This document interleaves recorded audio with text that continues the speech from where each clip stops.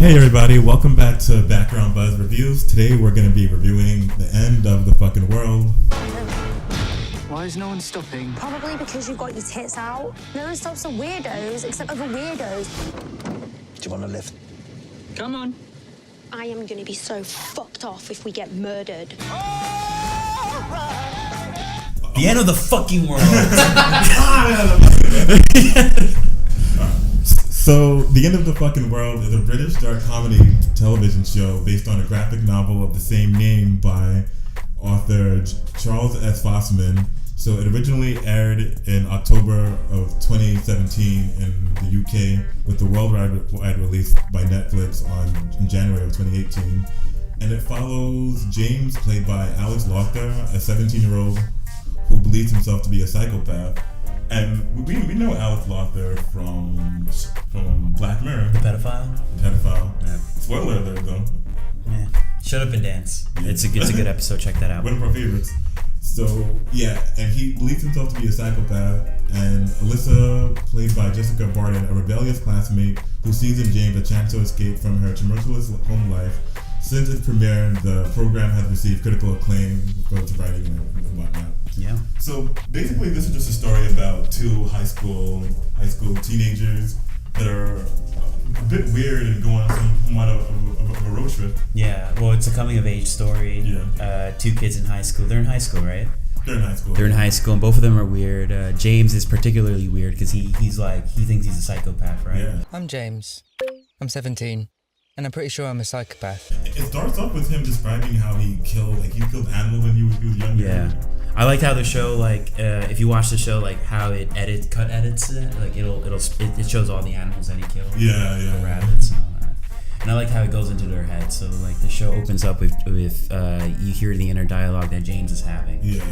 It's from his perspective until he finally meets Alyssa, and then it goes into Alyssa's perspective. Yeah. And then it continues going back and forth with the entire series. Yeah. Which I thought was cool.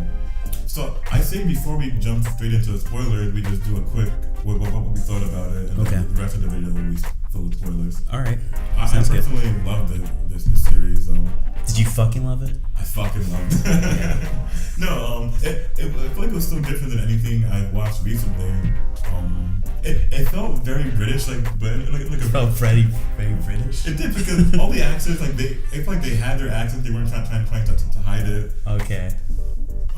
Yeah, but I dug it. And it had that sort of subtle, deadpan British humor. Hey, I've seen you skating. You're pretty shit. fuck off. Yeah. Sort of like if you watch the British Office or if you watch any British show, it sort of has that subtle, almost sarcastic, cunty, Especially Alyssa, she was very sarcastic. Yeah. Which I liked. I might be able to fix it. We can't just leave it here. Do you reckon you can still fix it?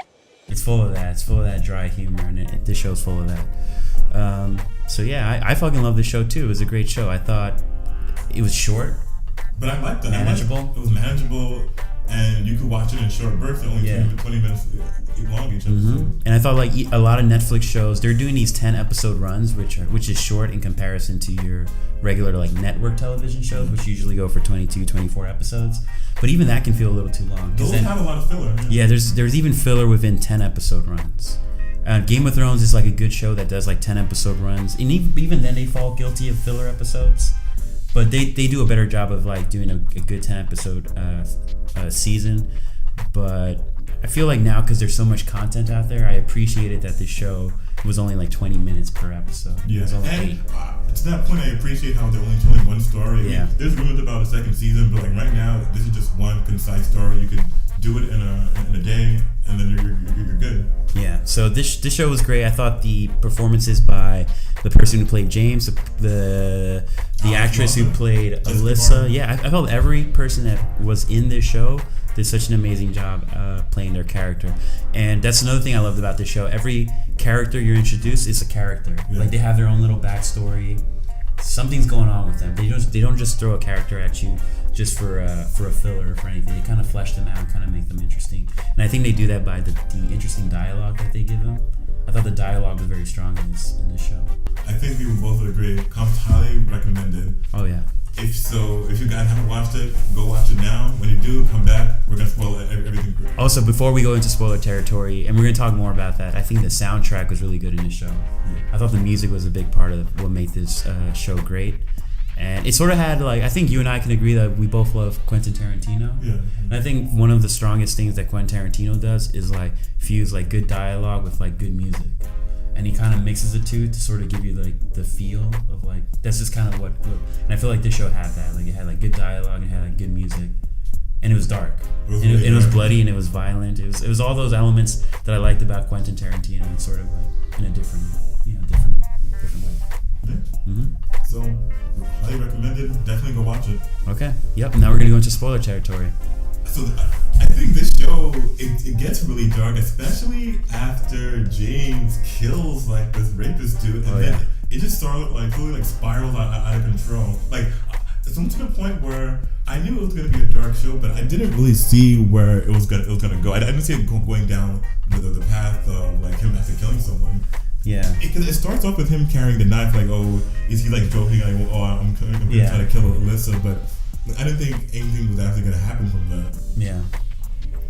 So yeah, that scene took me by surprise.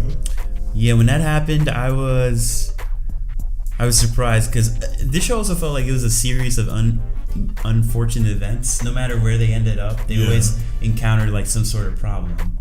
And this was their biggest problem they faced because they ended up killing someone. Yeah. And I love how they just sneak into some guy's house, and of all the houses they can sneak into, it's like this weird rapist guy. But it worked. You know how some shows you watch and you go like, oh, they're just doing this just to make a story out of it. But for some reason it kind of worked with this because like everything was so fast paced and it was just trying to get the story moving along. It just kind of worked. What I also loved about that scene is the entire series, James talked about how he killed animals as a kid. He like planning on killing Alyssa, and because he thinks he's a psychopath, and then he kills this guy. Which, I mean, arguably had it coming. He's like a rapist. He's a bad person, but he still feels remorse. You know, like he still feels bad that he killed someone. And then like it kind of humanizes James. But I think that's the moment when he realizes that he's not a psychopath. Yeah, he's not a psychopath. Because then he has that inner dialogue where he's like, it's not what I thought it would be. Yeah. It's not what I thought it would be. It's just like killing a person. I think he said like killing a person feels a lot different than killing an animal. Mm-hmm. I thought it was really good, and I like the intro. I want to go back like that first episode where you kind of get to know them a little bit more. I like that he put his hand in the deep fryer. Oh yeah, that was funny. When I was 9, I put my hand in a deep fat fryer. I wanted to make myself feel something. It's so stupid and random. and I love how just to feel something. The entire series, he had like the fucked up hand. He has the fucked up hand. There's the scene where Alyssa goes, "Could you hold my hand?" She's like, "No, not the fucked up hand." not the weird one. But yeah, I like that whole. I liked Alyssa a lot. Yeah, man. She's like the kind of girl you can fall in love with, but you know she's like fucked up. Yeah. Like, you know there's a lot going on. I will have a banana split and the extra fucking spoon. Sorry, that's it, right? Marvin! Oh yeah, see if Marvin can make a banana split for me, you fucking... I think the show did like a good job of like establishing these two characters that's like kind of weird and fucked up, but they have, they humanize them, and they have like problems that I think regular people have. Like Alyssa, her big problem deadbeat is like, dad. Deadbeat dad. James' problem is that like his mom killed herself. This is pretty intense. Yeah, he saw his mom kill herself. So that's pretty serious. Like, of course he's gonna be a little fucked up. And then he had a dad that he didn't really like. I thought probably he was gay. He does prick. I punched my dad in the face and stole his car. Yeah. Even though, for me, I don't know about you, the dad kind of came across as like a good guy. No, the dad was a good guy. He was a good guy. Yeah. For some reason, James just hated his guts. And I think some of that had to do... I think deep down he blamed his dad for something was going on, yeah. Killing himself. Something. I love that at the end where... I do like Alyssa as a character a lot, because you really see her growth. Like, towards the end, when she meets her dad, like, everyone, James, the viewer, everyone else, and all the other characters in the show can see that the dad is full of shit. He's a deadbeat. He fucks over everyone that he comes into contact with. But Alyssa can't see it because it's this person that she's romanticized and idolized her entire life. Yeah. And then you see, well, she's like this badass character, but she has her vulnerabilities. And then I love how in the end, like, she finally does come around and says like, yeah, my dad's an asshole, and Yeah. like she picks up on him. He was a good asshole. He was. Whoever played that character, he's really good at being like that deadbeat dad who cares more about himself. He even had another son with someone else wasn't taking care of him. You could tell how he was an asshole, but he was charismatic and funny. Like, you could tell how he would be able to fuck people over. Yeah. And then I guess talk a little bit about the end. I guess Alyssa finds out that her dad's a piece of shit, right? Yeah. Just doesn't care, just kind of sees through it all. Yeah. Kind of like, because she idolized him and kind of got rid of that. So she kind of shed that away. And James kind of found himself, like he finally felt like a human being. Being with Alyssa had started to make me feel things. Yeah. Through Alyssa. Yeah. He finally had feelings. He finally cared about another person. Yeah. He even says at one point, like, now I understand why humans need one another. He never understood that. And then at the end, he protects her. Yeah. So I think the last episode, you really get to see both characters grow, which I thought was pretty cool. Yeah, at the end, this is really a coming of age story. It's like any other coming of age story, like Hunger Games, Divergent, all these other like YA stuff. But this was so different in the sense that it was dark and it was bloody and it was violent. And it was unorthodox in that you have like a kid who thinks he's a psychopath wanting to kill this girl initially, and then you have this girl who's totally like rebellious but having like a soft spot inside for him. Like it was a cool love story. And like you said, I think I don't know if you mentioned it so far, but it's so original, right? It is really original. And it's based off a graphic novel. Yep. I haven't read it, but this kind of made us kind of want to read that novel. Yeah, and I looked it up. It's only like 170 pages, and it's a graphic novel. I feel like I could read that. And there are differences. We sort of read it. There are differences, and typically the books are kind of better than when they record stuff. So who knows? Maybe we'll enjoy the graphic novel better. Yeah. Mm-hmm. At the very least, it's gonna be good. We know that. Yeah. So, any final thoughts? I really love this. I'm really glad I watched it. I saw the trailer on Netflix. You made me watch this. Yeah, I was like, I put a gun to your fucking head. I know. I was watching this other show called Ozark, and like, we'll get into that. I'm not a big fan, but yeah, I tell us how you really feel. I fucking love this show. I thought it was really good. I thought the characters were great. I thought the dialogue was great. I thought the soundtrack was great. I thought the way it was filmed, at times it felt very vintage, like kind of like old school. It was great. Everything about it was really good. It makes me want to go back and watch Shut Up and Dance. And there's a discussion to be had because the ending ends kind of ambiguous, with the screen going black and you hear a gunshot and James is being chased by the police. Yeah. And I read a little bit about the graphic novel. Kind of ends the same way, where the page goes black and you hear a blam and you assume that the character dies. Yeah. So do you think he died?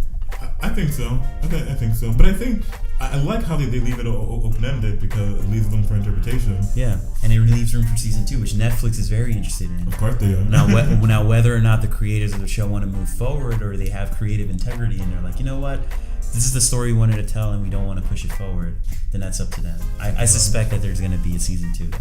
If there are, there's room for season 2. Review it. Yeah. And we'll give you our thoughts. Yep. And I will say there is definitely room for season 2. There's always room for more story, but just because there's room for more story, I don't think it needs to be told. I think oftentimes, more often than not, if you have a good story that ends in a satisfying way, there is kind of like some ambiguousness, but I felt satisfied with this ending. I felt satisfied too. You can continue it, but you don't necessarily have to. There is room for 2, and I could see where they can go with 2. I could see it. And you're right, you don't need to tell a story, but if they're going to do it, I could see the ways that they can do it. And what do you think they would do? They're going to explore I think they're going to go forward with like, he didn't die. He probably got shot like in the shoulder or something. If there's a season 2, he definitely didn't die. Then they're going to go through the murder, the trial or whatever they're going to go through. Then they're going to explore the relationships between him and his parents. Yeah. So that's about it. So, guys, let us know how you liked End of the Fucking World in the comments below. Let us know if you liked it, if you hated it, if you're one of those weird people. If you like this video, please like the video, subscribe, like us on Instagram. We're going to have all the banners below. Until next time, I'm Steve. All right, Wilson later. Bye.